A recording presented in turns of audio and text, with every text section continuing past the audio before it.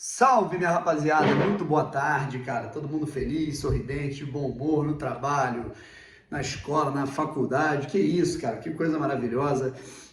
Vídeo rápido aqui antes da gente poder sair, está um pouco na pressa, mas eu acho importante a gente gravar esse conteúdo. O primeiro do dia, né? O segundo conteúdo, porque contando com a live que a gente fez por volta das 11h30. Muito obrigado pela audiência, pelo carinho, por todo mundo lá que, trocou ideia. Foi muito bacana. E vambora, se inscreva aqui no canal, deixa o like, ativa o sininho. Cara, vamos trocar uma ideia sobre... Na verdade, não é nem só projetar esse jogo contra o São Paulo, mas analisar o que pode ser feito, qual é o cenário atual da tabela de classificação para o Botafogo, quem está brigando pelo quê. O Botafogo já se afasta de uma galera aí, né? Eu diria que rebaixamento já não é mais uma realidade do Botafogo. O Botafogo está a 1 vitória e 2 empates de matematicamente não ter mais a menor possibilidade de cair. O Botafogo definitivamente agora olha para cima e a gente vai trocar ideia sobre isso. Eu quero falar especificamente sobre 3 jogadores, gostaria de falar de mais, tá? Adoraria falar sobre o Eduardo, obviamente sobre o Tiquinho, a gente pode falar posteriormente em outro vídeo. Quero falar da briga aí, da disputa da lateral direita entre Saravia e Rafael. Quero falar do Adrielson principalmente, tá? E, cara, é surreal, o Adrielson tá há 9 horas jogando sem cometer uma falta. Isso é uma coisa, um índice assustador. São 6 jogos seguidos em que o cara vai para a dividida, ganha no jogo aéreo, disputa pelo alto, disputa por baixo, e ele é um zagueiro rebatedor, isso é muito raro. O cara tá 6 jogos sem cometer uma única falta. A gente tá falando de 9 horas, cara, se você converter os minutos para horas, cara, assim, a gente tá falando de 540 minutos, né? Então, surreal, né? Mas sobre o Adrielson a gente fala depois. Eu quero falar sobre o Cuesta, eu quero falar sobre Marçal e eu quero falar sobre Tietê, tá legal? Vamos por partes. Enfim, rapaziada, antes da gente falar dessa realidade do Botafogo para brigar na parte de cima da tabela, lembrando, cara, canal do Brownie, meu canal sobre futebol em geral, tá aqui embaixo para você conferir, curtir. Você que não sabia que eu falava de outros times, de outras situações, tá aqui abaixo. E outra situação para você também conferir: começaram os ingressos, a venda de ingressos para Botafogo e Internacional. Vamos lotar o estádio Newton Santos. O jogo vai ser lá com o cancelamento do show do Coldplay, não mais em Volta Redonda. E o resumão a gente faz mais tarde. Mas vamos lá, gente. Marçal é uma coisa impressionante, né? Acabou de sair um dado aí, ele que já tinha sido eleito pelo SofaScore, a gente fez um vídeo sobre isso. Ele já tinha sido eleito o jogador do mês em termos estatísticos: roubadas de bola, né, precisão de passe, participação em gols, desarmes, construção. O Marçal, ele tinha ficado no top 1 de notas do SofaScore em todo o mês de setembro no Campeonato Brasileiro, que ele deu assistência, ele fez golaço contra o Fortaleza. E agora ele alcança um índice de que ele é o jogador com mais cruzamentos certos no campeonato. Cara, esse maluco chegou agora. Esse maluco fez a estreia dele contra o Santos. Ou seja, ele fez a estreia dele com a camisa do Botafogo, cara, no penúltimo jogo do primeiro turno. Esse cara, ele jogou contra o Santos, contra o Atlético Paranaense. Aí ele ficou fora de 2 ou 3 jogos, agora não me lembro, por conta de um desconforto muscular. Acabou saindo lá contra o Corinthians, depois ele voltou. E apesar de ter alguns momentos, eu acho, por exemplo, contra o América Mineiro ele não foi bem, né, cara? Mas eu acho que foi o único jogo. Ontem, no primeiro tempo, ele estava um pouco afobadão.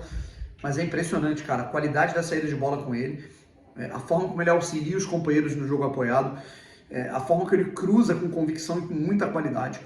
É impressionante, cara. É incrível a qualidade desse cara.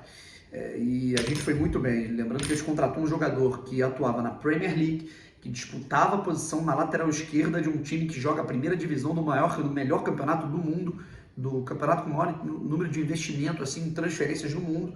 Esse cara jogava no Wolverhampton, que era um time de meio de tabela, de 8ª posição, 10ª posição do campeonato inglês, e o Botafogo contratou esse cara de graça, tá?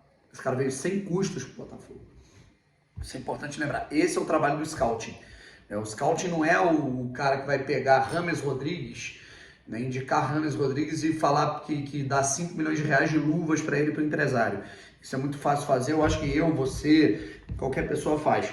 É difícil você achar um jogador de qualidade que não tem holofotes em cima dele e trazê-lo por transfer baixo ou sem custo. Foi o caso do Marçal. Outro caso que saiu baratíssimo para o Botafogo, um empréstimo que está prorrogado até o fim de 2023. Eu não tenho dúvida que o Botafogo vai conseguir ficar com esse cara de maneira definitiva, é o Cuesta. Segundo zagueiro com mais gols no Campeonato Brasileiro, só atrás do Gustavo Gomes, que tem 8, ele tem 4. São 7 participações diretas a gol desse cara. Tem 2 assistências e ontem dá para dizer que foi uma participação direta, porque no rebote da cabeçada dele, que fatalmente entraria, o zagueiro tirou e o Tiquinho marcou o gol dele. É o líder em cortes por jogo do Botafogo, junto com o Sampaio. É o líder de desarmes por jogo. Né? Perdão, desarmes ele está no top 3. Ele está no top 5 de interceptações, top 3 de interceptações de todo o Campeonato Brasileiro. É o líder, obviamente, de interceptações do Botafogo. É o jogador com mais passes certos no Botafogo. Que achado, certo? Então, é até uma dica que eu dou, né, para você ver como é que é importante você não caçar bodes expiatórios, né? Óbvio que o Cuesta não estava bem num determinado momento. Eu diria que do meio da temporada passada para o início dessa em que ele começou jogando pelo Internacional. O Cuesta foi muito criticado e a torcida do Inter pediu a cabeça dele e foi embora, né? Veio para o Botafogo. Nessa a gente se beneficiou. Mas é impressionante, né? Como nós já tivemos casos desse, sabe? O Botafogo ia mal por conta de uma administração ruim, de um departamento de futebol ruim, equivocado. Aí os jogadores, obviamente, iam mal, iam perdendo a cabeça. E aí a gente pegava no pé de cada jogador e aí o jogador sai do Botafogo, como foi o caso do Pedro Raul em 2020. E agora ele é o vice-artilheiro do campeonato. Então é importante, cara, essa caça às bruxas é muito maléfica para certos clubes. No Internacional foi benéfica pra gente. Obrigado, Inter, por ceder o Cuesta tão facilmente.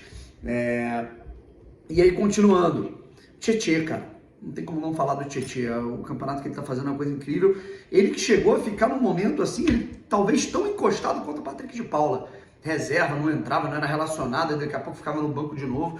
Daqui a pouco teve uma crise, eu acho que foi aquela questão lá da... Não lembro se foi a questão da virose ou se foi um aspecto de sucessivas lesões. Teve a contusão lá do Kaique. Aí ele entra, ele ganha sua oportunidade no jogo contra o Santos. Joga pra caramba, apesar da derrota do Botafogo.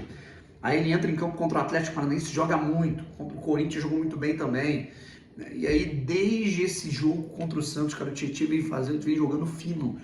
É um carregador de piano, um facilitador, um cara que ele consegue desarmar bem, apesar de não ser um primeiro volante nato. É um cara que consegue construir, é um cara que ele vai tocar aqui para daqui a pouco ele achar um espaço, um balanço e projetar o ponta, o lateral espetado, né, cara? Impressionante como o Tietê está jogando bola e que continue desse jeito, certo?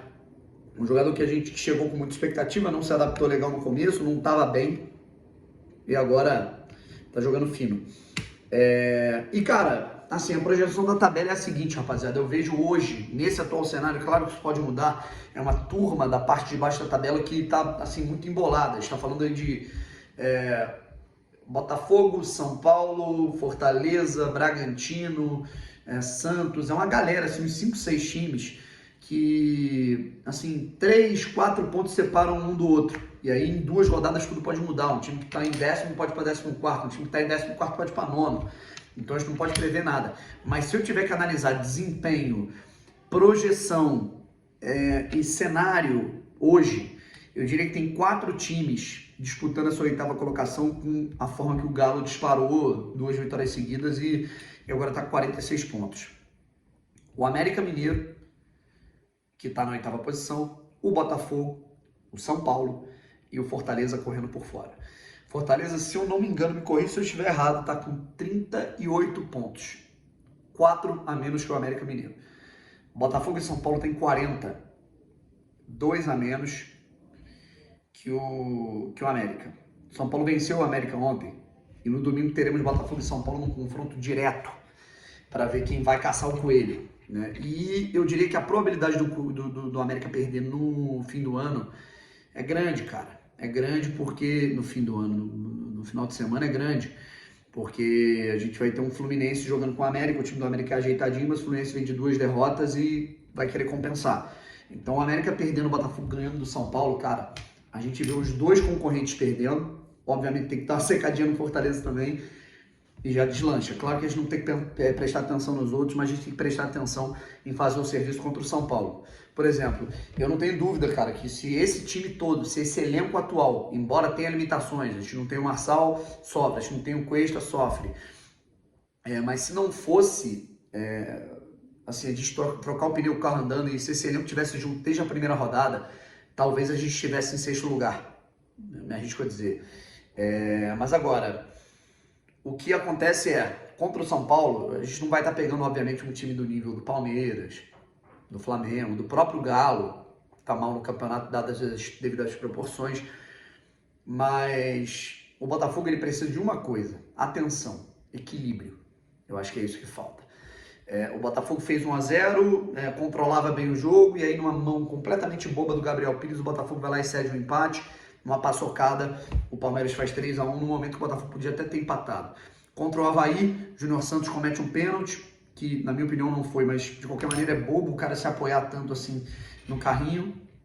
1-0 poderia nos ter complicado. O Botafogo consegue virar o jogo, o Jefinho perde um gol sem goleiro e um gol cara a cara. Se fosse contra um time mais forte, que o time do Avaí é muito ruim, talvez tivéssemos grandes problemas e tivéssemos perdido 2 pontos.